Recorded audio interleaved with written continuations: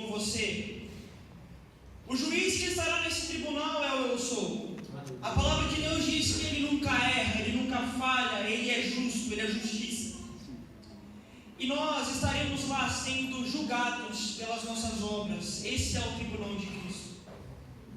Imagine só um dia, você, no juízo final, o tribunal de Cristo é para os que foram salvos, que foram arrebatados. O juízo final é para os ímpios que passaram um período tribulacional. Imagine você no juízo final, lembrando que no juízo final a igreja já foi julgada, já recebeu o galardão. Imagine você ter passado 5, 10, 15, 20 anos na igreja e estar um dia no juízo final. E alguém que trabalhou com você, alguém que estudou com você, alguém que presenciou a sua caminhada, ser condenada ao inferno. Mas antes dela ser condenada e ser lançada ao lago de enxofre, ela olha para trás e vê você, que ia para a igreja, que falava, que postava foto nos cultos, nos congressos. E ela olhar para trás e dizer o seguinte para você: olha, Abner, nós conversamos sobre futebol, conversamos sobre viagem, sobre família, até sobre carros. Mas o que eu realmente precisava saber era do grande eu sou. O que eu realmente precisava saber é que existe um Jesus Cristo que salva, liberta e que restaura. O que eu precisava saber é que existe uma condenação, mas para aqueles que creram existe um céu. Queridos irmãos, que esse peso não recaia sobre a minha e a sua vida. A partir dessa noite, foi dito aqui que hoje é noite de transformação. A partir dessa noite você pode fazer tudo diferente. A partir dessa noite você pode trocar as práticas erradas pelas certas, depende de você.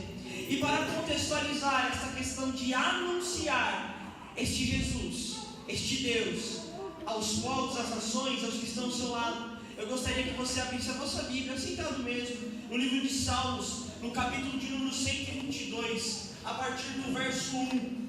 Nós leremos, não, é a NVT, a nova versão transformadora. Talvez esteja um pouquinho diferente, mas é por esse motivo. E nós faremos uma contextualização deste salmo com os nossos dias atuais. O Salmos está na classe de livros poéticos, meus irmãos. 19º livro da Bíblia. Este salmo especialmente é um salmo de Davi. Os irmãos ainda estão encontrando o salmo de número 122. Davi foi o escritor de 73 salmos. Salomão escreveu também 2 salmos. Moisés escreveu o salmo de número 90. Os filhos de Corá também escreveram salmos. Salmos é um livro que teve a participação de muitos homens de Deus. É sobre este livro que nós estamos esta noite.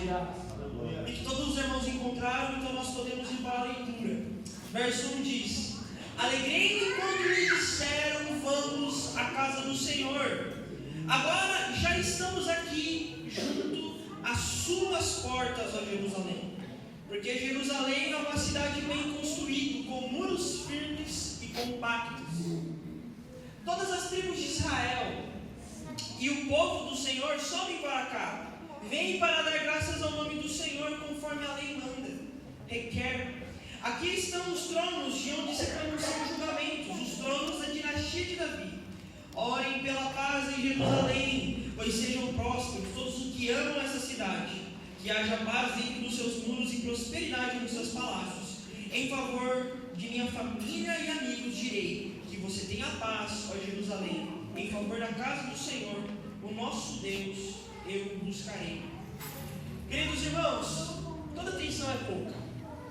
Os livros históricos da Bíblia, que são o livro de Josué, livro de Ruth, livro de Juízes, 1º e 2º Samuel, 1º e 2º Reis, 1º e 2º Crônicas, Esdras, Neemias, Esther, são os livros históricos.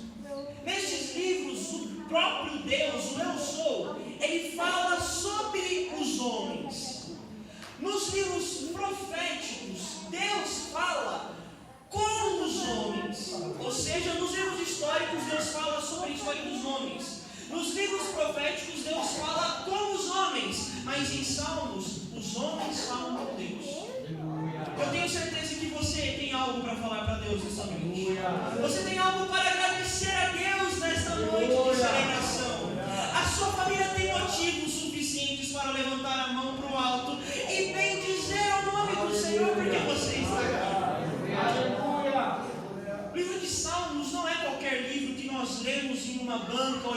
biblioteca, irmão Ernesto. O livro de Salmos é uma coletânea de 150 livros, cânticos hebraicos, como eu disse, participação de grandes nomes de Deus. O livro de Salmos, ele não foi concluído em um mês, em 2 meses, em 1 ano. Foram 1100 anos para terminar a escrita de Salmos. E é sobre este livro que nós estamos nessa noite. Aleluia. Mas eu gostaria de, a partir desse texto, no qual nós faremos a exposição nesta noite, de convidar a você a olhar para o Antigo Testamento com as lentes de Jesus Cristo, com as lentes do Novo Testamento. Porque se eu falo do Antigo Testamento, sem falar de Jesus Cristo, eu prego lei, mas esqueço da graça. Se eu prego o Antigo Testamento sem as lentes do Novo Testamento, eu prego o judaísmo e esqueço o cristianismo. Então, nessa noite, nós vamos analisar esse contexto a partir de uma ótica cristã, a partir de uma ótica da graça. Porque a Bíblia em si, ela aponta Jesus em tudo. A Bíblia é cristocêntrica.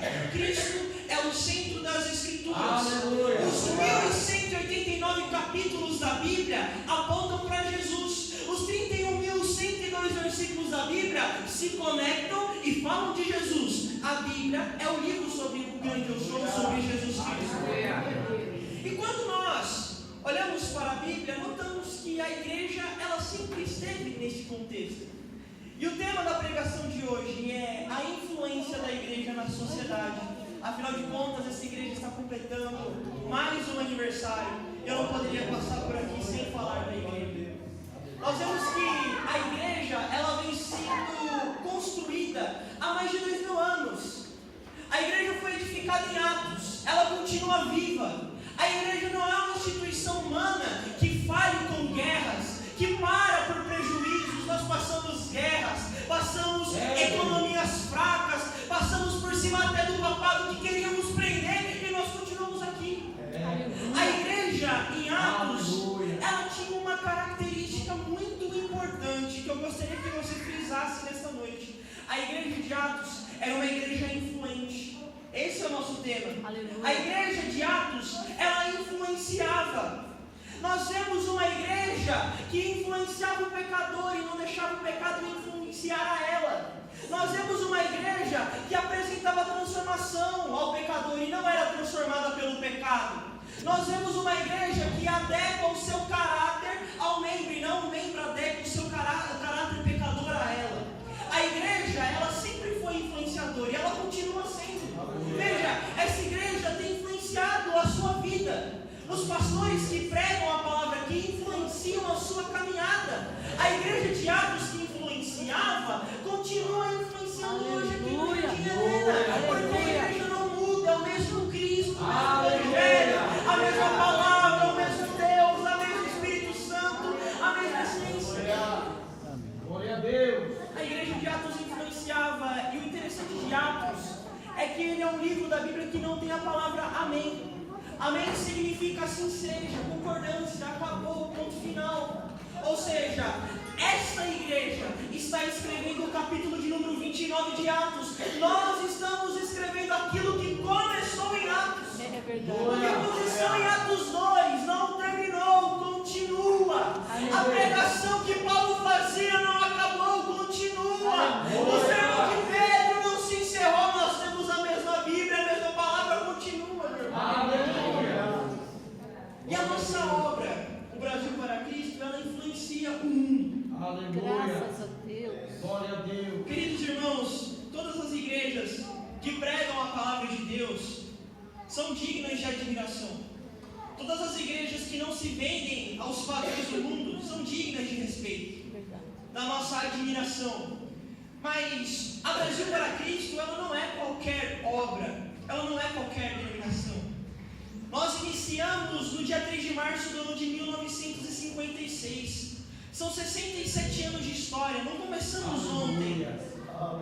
67 anos pregando a palavra. E essa obra que começou numa cozinha da casa do missionário Manuel de Melo chegou até nós. Aleluia. Queridos irmãos, esta obra, quando ela começou, ela tinha uma identidade. E ela sempre teve essa identidade. Na igreja pentecostal, que prega a palavra. E E o interessante é notarmos que no início da Brasil para Cristo, houve um movimento de cura, de milagres e de pregação tão grande que a Igreja Católica começou a olhar com maus olhos. E isso está no livro da nossa obra. O que acontece nesse contexto é que a pregação da nossa palavra era tão genuína que atraía pessoas que viviam na mentira para a verdade, fazendo que muitas igrejas que não pregam a palavra esvaziassem. A liderança de outras denominações católicas, para dizer assim, olhou para a nossa igreja e viu que era uma ameaça, porque eles estavam esvaziando os bancos das catedrais. Eles então começaram a buscar ajuda política, porque eles tinham um dinheiro para correr atrás das providências para tentar nos calar. A história vai nos dizer que a nossa obra armava tendas de circo, porque era muito simples. A Igreja Católica começou a ir e fechar as tendas de circo, desmanchar as tendas de circo com o apoio da política. A nossa obra na década de 60 tinha um tabernáculo de madeira ali no bairro do Belém, do Belenzinho. Eles conseguiram, com a ajuda da política, ir lá e desmanchar o tabernáculo. Eles faziam de tudo para que a obra parasse. Porém, os mesmos que um dia fecharam as tendas, desamarraram as lonas, fecharam os tabernáculos, pararam a pregação em pequenos bairros, no sofá das suas casas contemplaram, no ano de 1979, a inauguração do maior templo do mundo, o grande templo da Pompeia. Os mesmos que perseguiam tiveram que sentar no sofá para admirar a maior construção de um templo, que lá estava 10.000 pessoas escutando a palavra. Esta igreja é do Senhor, não é do Abner. Ela não tem fim, ela é eterna, porque ela está no dia com Cristo na bodas do Cordeiro. O nosso missionário foi acusado 27 vezes de charlatanismo, de curanderismo. Eles olhavam para a sua igreja e não tinha cura. Eles olhavam para nós e tinha cura. Mas quem curava não era o missionário, era o Espírito Santo de Deus através da vida dele. O mesmo Espírito que tem movido essa igreja. Por 27 vezes ele foi preso, mas as 27 prisões que ele teve não parou a ele. Ele pregou em 133 países. A nossa denominação é a única que entrou dentro da Casa Branca. Por 2 vezes o missionário Manuel de Melo pregou para o presidente dos Estados Unidos, Jimmy Carter. A nossa igreja chegou dentro do palácio na Inglaterra. Está no nosso livro. Missionário Manuel de Melo pregou para a rainha. Pregamos no parlamento da Alemanha. Primeiro-ministro alemão escutou essa obra falando do Senhor. A igreja, ela não para porque o dono dela é Jesus Cristo. O dono dela é o Sou, é Jesus. E ela influencia, meus irmãos. Nós não precisamos de ajuda do mundo, pelo contrário, quando o sapato aperta no mundo, eles vêm pra gente. E nós recebemos ele porque nós sabemos no que é um dia estar no mundo. Nós sabemos o fardo e as feridas que o mundo nos traz. Mas aqui tem aquele que cura, aquele que restaura, aquele que abraça. E tem um povo que vai morar no céu nesse lugar. Mas essa noite, eu gostaria de lembrar que, como eu disse, nós estamos enxergando para esse salmo com as lentes de Jesus, com as lentes da graça, do Novo Testamento. E nesse salmo, por várias vezes, vai falar a casa de Deus. Quando ele fala a casa de Deus, ele está se referindo a Jerusalém. Para os judeus do Antigo Testamento, a casa de Deus era Jerusalém, futuramente o templo que seria construído. Mas para nós, que estamos na cidade de Hortolândia, a casa de Deus aqui é a igreja. Então, quando eu falar casa de Deus, refiro-se à igreja. E o verso 1 do Salmo diz: alegrei quando me disseram, vamos para a casa do Senhor. Hoje eu fiquei alegre quando me trocaram, porque eu estava vindo para a casa do Senhor. O texto está dizendo: alegrei quando me disseram, vamos à casa do Senhor. O povo de Deus, ele era como nós. Eles andavam reunidos. E crente gosta de andar junto, comer junto, sair junto, orar junto. Eles iam até Jerusalém juntos, andavam cantando, conversando, um pregava, outro orava, eles iam junto. E aí a palavra de Deus vai nos dizer que um grupo que ia em direção à casa de Deus está passando pelo caminho, está andando, mas de repente eles enxergam um que está estacionado, eles enxergam o irmão que saiu da igreja, eles enxergam aquele menino que não firmou na igreja, eles enxergam aquele rapaz que nunca ouviu falar de Jesus, e eles vão olhar para aquele rapaz, e eles não vão se contentar em ir para a casa de Deus, mas deixar ele longe, eles não vão se contentar em ir para o céu e ver ele longe, eles não vão se contentar em ter a palavra e ele só ter o pecado, eles não vão se contentar em ter alegria e ele ter tristeza. A palavra de Deus está dizendo aqui no verso 1 o seguinte: alegrei quando me disseram. A palavra não está dizendo o seguinte: alegrei-me quando eu decidi, alegrei-me quando eu pensei, alegrei-me quando eu fui, ou alegrei-me quando eu quis ir à casa de Deus. Não. A palavra de Deus está dizendo: alegrei-me quando me disseram.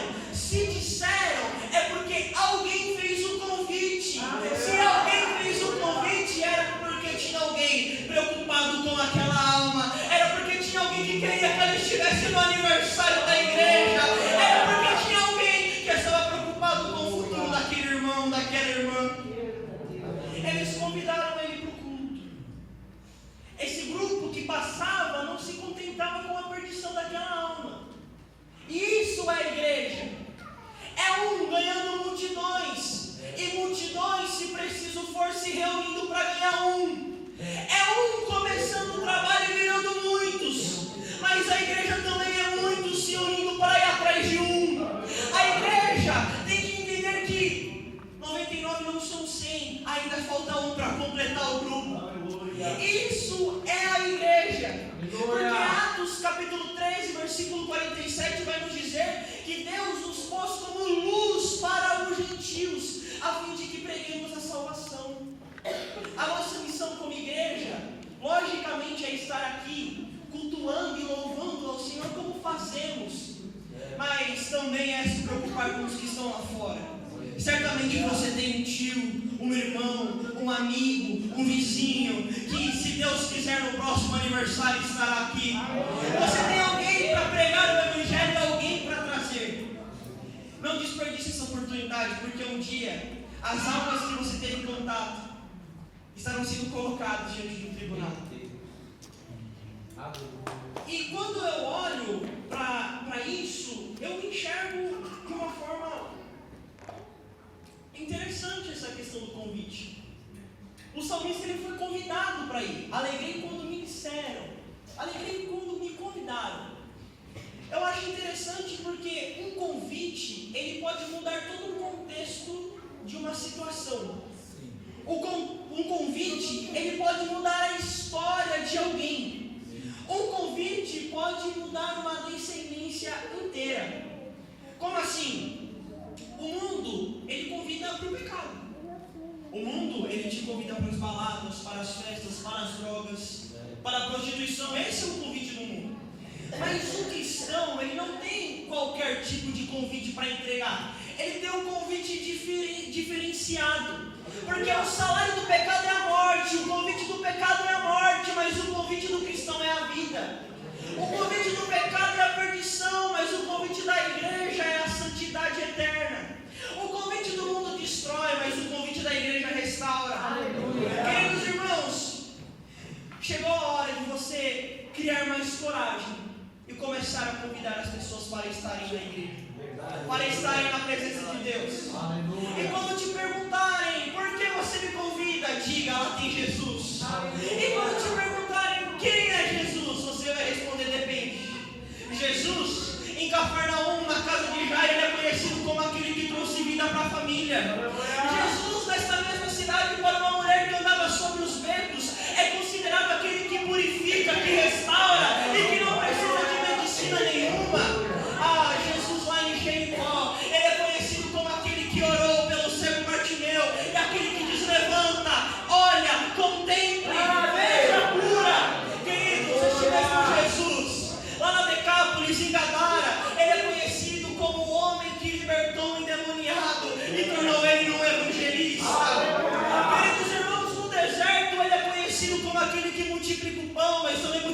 peixe.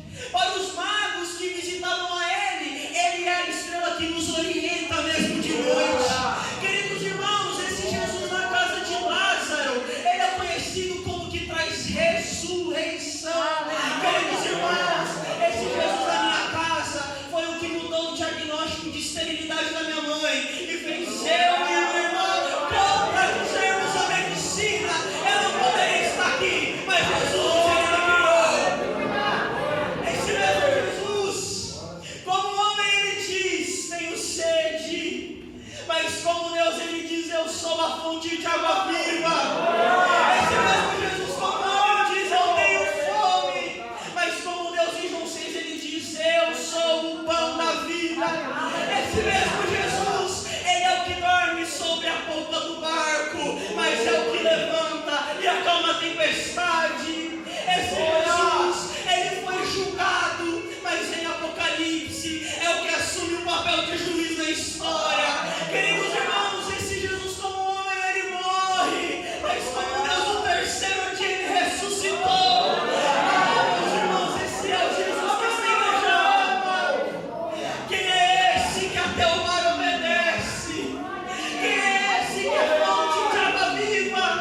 Quem é esse que é a estrela da manhã? Quem é esse que é o próprio Deus encarnado? Quem é esse que ressuscitou ao terceiro dia?